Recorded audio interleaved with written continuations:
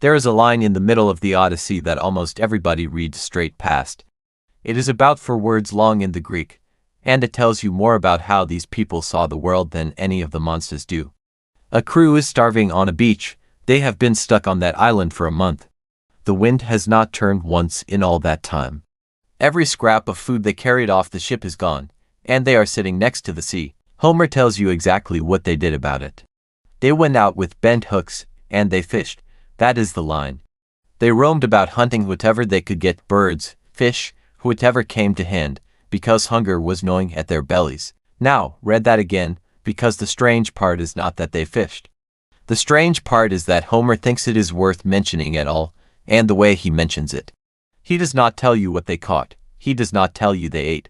He puts the fishing in the same breath as the hunger, as a symptom of it, as evidence of how bad things had got, which is peculiar. Because if you are a starving man on a Mediterranean beach, fishing is not a symptom of anything. It is just the obvious thing to do, unless you happen to be a hero in a Greek epic, in which case it is very nearly the last thing you would ever do.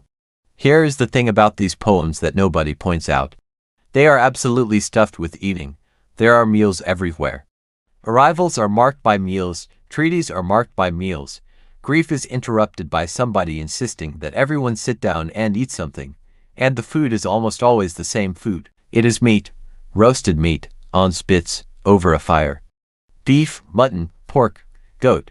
An animal is let out, killed properly. The thigh bones are wrapped in fat and burnt for the gods, and the rest is roasted and shared out in portions, and the portion you get says exactly what you are worth.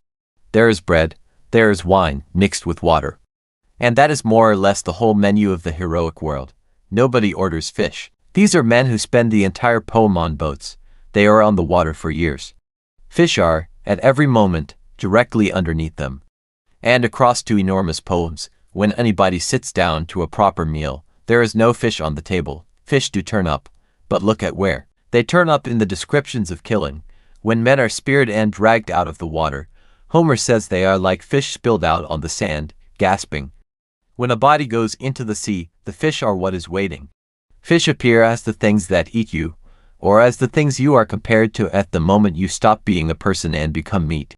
They almost never appear as dinner, so why not? The honest answer is that we are partly guessing, and I will show you where the guessing starts.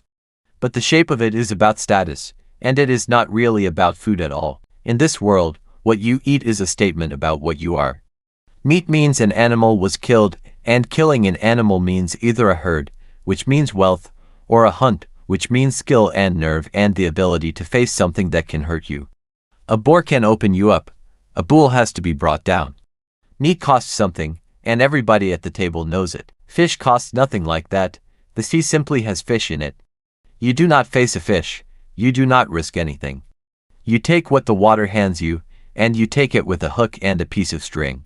So fish sits at the bottom of the scale. It is what you eat when you cannot get anything better. And in a poem whose entire business is showing you the very best men doing the very best things, it is exactly the wrong food to put in their hands. Which brings us to the part one find genuinely funny. They ate fish. Obviously they ate fish, of course they did. Dig up a Bronze Age settlement on a Greek coast and you find fish bones. You find them at Akrotiri, on Santorini, buried under volcanic ash with the rest of the town fish that were caught, prepared and stored. You find fishing gear. Aegean art of the period is perfectly happy to show a young man holding up a catch. Across a long list of sites, over centuries, the archaeology says the same thing.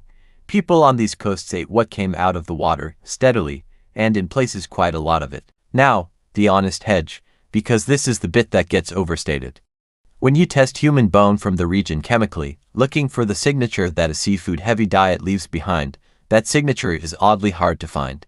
Which might mean fish was a regular food rather than a staple one. It might mean the chemistry does not work as cleanly in the Mediterranean as it does elsewhere. Specialists are still arguing about it, and I am not going to pretend they have finished. But the basic point survives all of that. Fish was not some exotic thing these people had failed to think of. It was on the coast, it was in the bins, it was in the art. So Homer's silence is not a report, it is an edit. The poem is not telling you what Bronze Age Greeks ate. It is telling you what a hero eats, and a hero eats roast beef in a hall with his name attached to his portion. The fish are cut out of the picture on purpose, the way a certain kind of portrait leaves out the parts of a life that do not flatter. And once you know that, the line on the beach changes completely, because now it is not a throwaway tale about men getting by. It is Homer, very quietly, telling you these men have fallen out of the world they belong to. They are not heroes on that beach. They are hungry animals on a shoreline, scraping at the water with bent metal, eating the food of the destitute, and it still is not enough. That is the part that makes the detail worth 10 minutes of your time. The fishing does not save them. A month of no wind, a beach ship, improvised hooks, a crew of grown men, it is not going to be enough, and it is not. So they look at the other thing on that island. There are cattle on Thrinacia, beautiful ones. They belong to the sun, they have been prophesied over, and every man there has been told plainly that if they touch them, none of them will see home again. They have promised. They have held out for weeks. And one of them makes the argument that finally moves the rest, and the argument is this: every way of dying is hateful, but starving is the worst of them.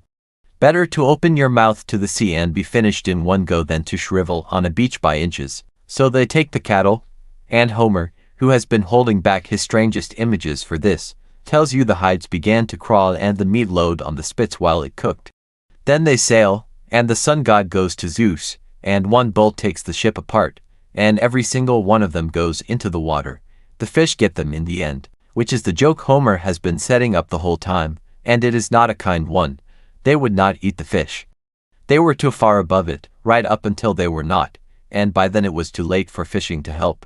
So they ate the one thing that was forbidden instead, and the sea took them, and the things they refused to put on their plates were waiting. There is a version of this in your own life, and it is much smaller and much less fatal. It is the food at the back of the cupboard you will not touch until the shops are shut. The job you would never take until the month you would. Everybody has a line somewhere between what they need and what they are willing to be seen doing, and the line is never really about the thing itself. It is about who you would be afterwards. Those men held that line for a month, on a beach, with the sea in front of them. Then they crossed a different one, and it killed them.